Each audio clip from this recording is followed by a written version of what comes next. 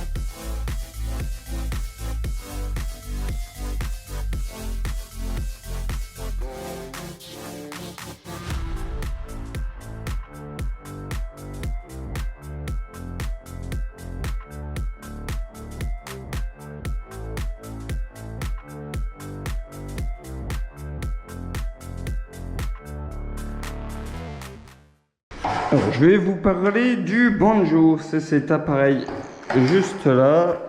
Et le banjo, à quoi ça sert? Eh ben, ça sert à mettre de l'enduit directement sur les bandes, directement la bonne taille, la bonne quantité d'enduit sur la bande. Et ce qui fait qu'il y a un gain de temps qui est quand même assez ouf.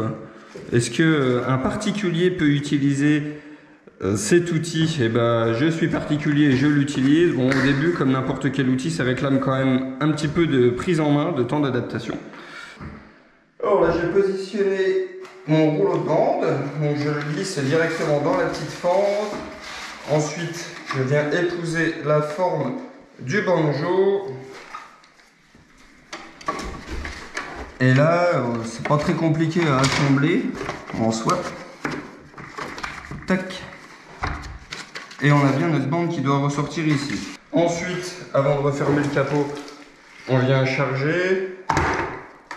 Donc moi je prends l'enduit tout préparé, ça évite d'avoir des grumeaux. La partie là, ici.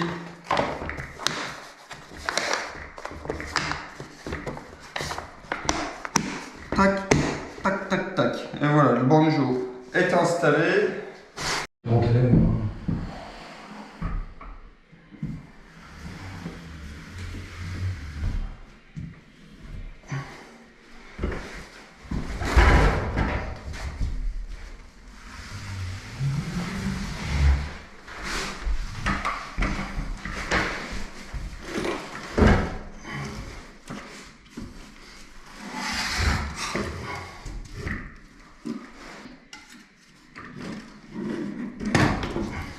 Ici.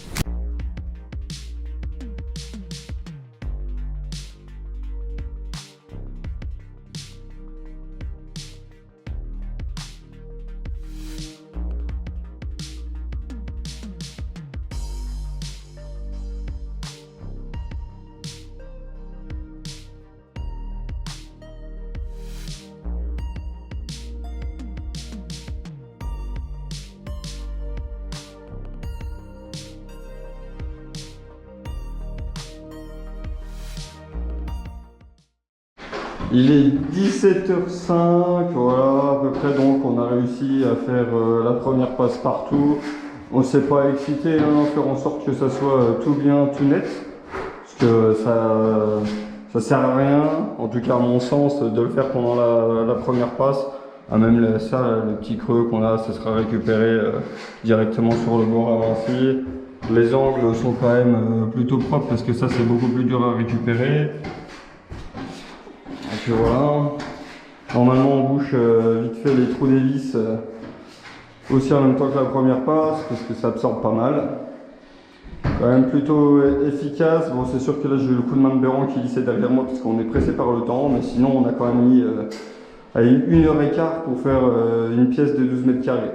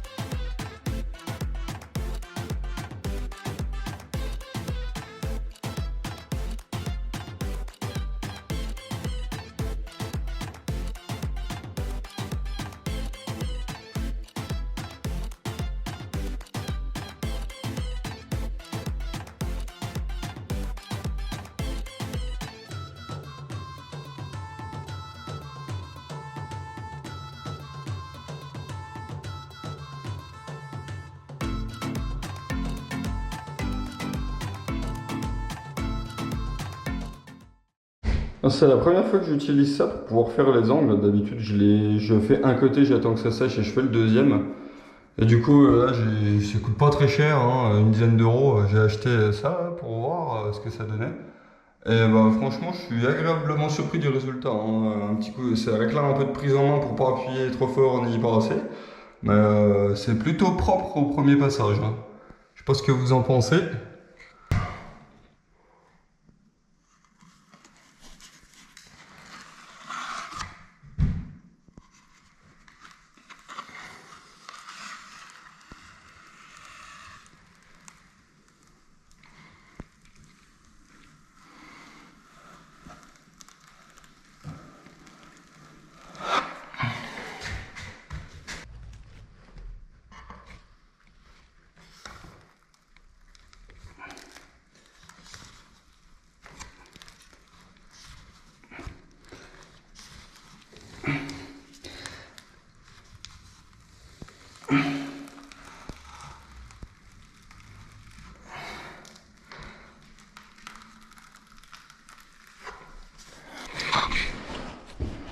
Donc pas facile de le faire avec une caméra dans une main.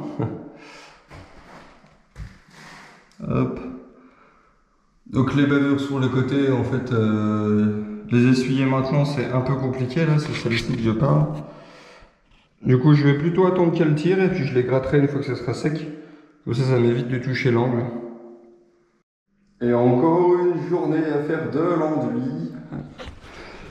Il nous manquait à poser la cornière du côté là et puis du côté vers l'intérieur, les petites bandes là et puis celle-là.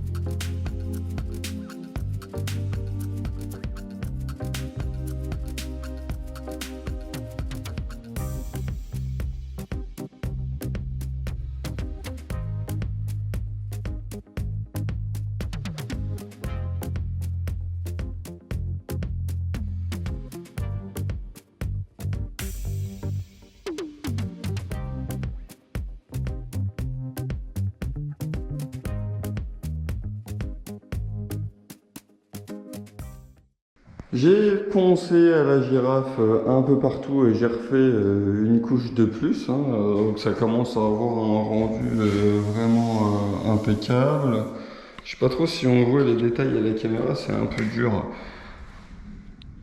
Moi j'ai pas de bosse, rien du tout. Les angles sont pas trop mal non plus. Voilà à peu près ce que ça donne hein, sur toute la suite. Donc aujourd'hui on va repasser un petit coup de ponçage sur les quelques endroits où j'ai fait des retouches, j'ai refait une quatrième passe. Et puis après on va protéger toutes les fenêtres, la verrière, la porte et puis on va peindre.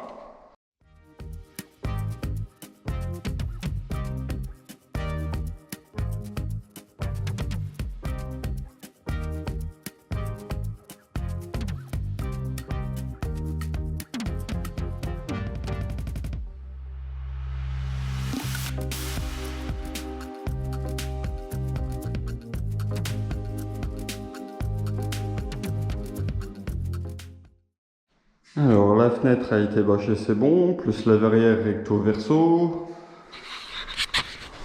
On m'a prêté un pistolet à peinture, un Graco. Moi je ne l'ai jamais utilisé, du coup je vais essayer d'abord dans cette pièce-là et puis après je verrai si je peux faire le plafond cathédrale avec le pistolet. Allez, bon, c'est reparti.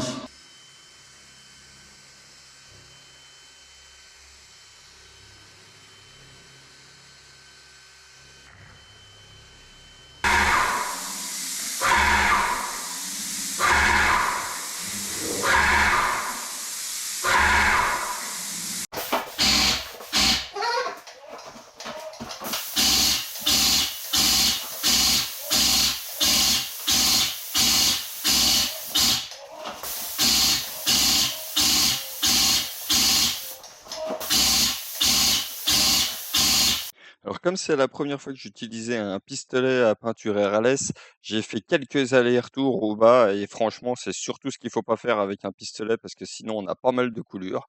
On a évidemment eu quelques coulures qu'on a poncées entre la première et la deuxième couche. J'ai malheureusement pas filmé cette étape-là, donc je vais pas pouvoir vous la montrer, mais globalement, le rendu final de la peinture est quand même vraiment pas mal et le gain de temps avec le pistolet est quand même monumental.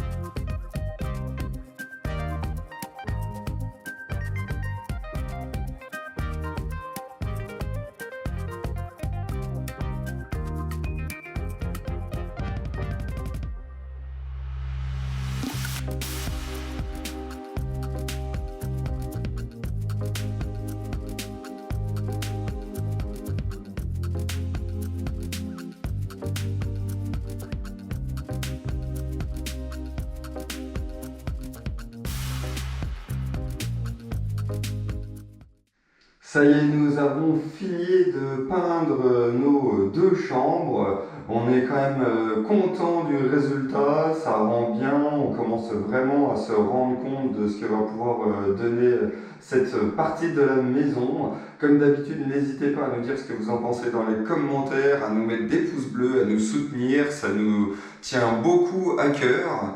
La semaine prochaine, on va continuer à peu près dans les mêmes thématiques avec la pose du parquet au sol, les plaintes, et puis on va peindre le mur de la suite d'une certaine couleur pour mettre tout ça un petit peu en avant, donner un peu plus de cachet. On a hâte de passer à la suite et vous montrer tout ça. À bientôt!